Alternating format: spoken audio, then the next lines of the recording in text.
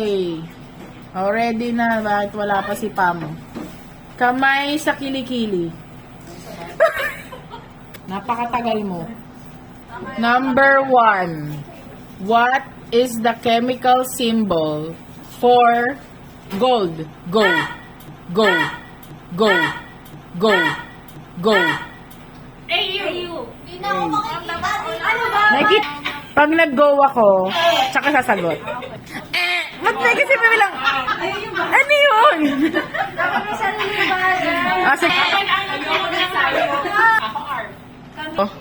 Ikaw. Mo, ikaw. Okay, tweet. Ume. Oink, oink. Ano pa ba? Wala nang natira. Ang price natin ay 20 pesos plus coffee candy. What is the powerhouse of the cell? Go! Go, Kirby! Wala pang go. Go, Kirby.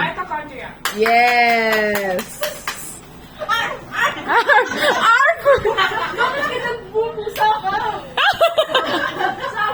What is the square root of 144? Go! Go! Mo. 12. Si Ayla yun. Nag-model sila. Bakit kayo nakikipo? What is the synonym for happy? Go.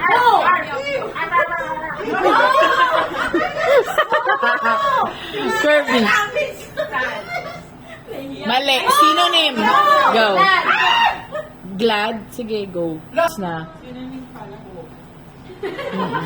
Sino ang sumulat ng Florante at Laura? Go. Go. Mali. Mali. Nabawa na sumagot. Sino? Sinabi niya na yung sagot eh. Sabi niya Jose Rizal. Mali. Eh. Balagtas. Balagtas.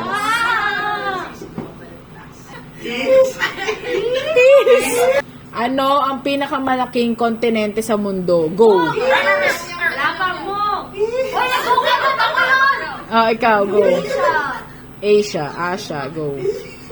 Anong bahagi ng pananalita ang naglalarawan sa isang pangalan? Go. Mo. Mo daw. Pang-uri. Pang-uri, yes. Grabe naman. Ano ba to? Go, Ayla. Go, Ayla. What figure of speech compares two things using like or as? Go. Mo. Naman na naman siya. Go. Simile. Ba't ba siya kasali ulit? Ito joke. What is the comparative form of good? Go. Mo. Si Ayla pa rin. Better. Ano ba kayo, guys? Gabi-gabi na tayo nagpa-practice. What type of noun refers to a specific person, place, or thing? Go. Mo. Proper na. Oh my God, guys. Ano na kayo?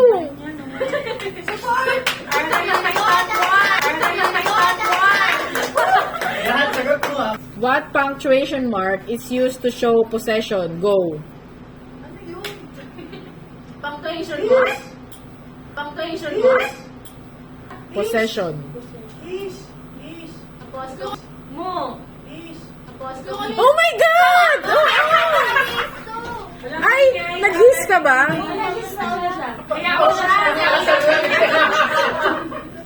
What is a short story that teaches a moral lesson? Yun lang. Yung tanong eh. Uy, sagot si Ma'am. Tama si Ma'am!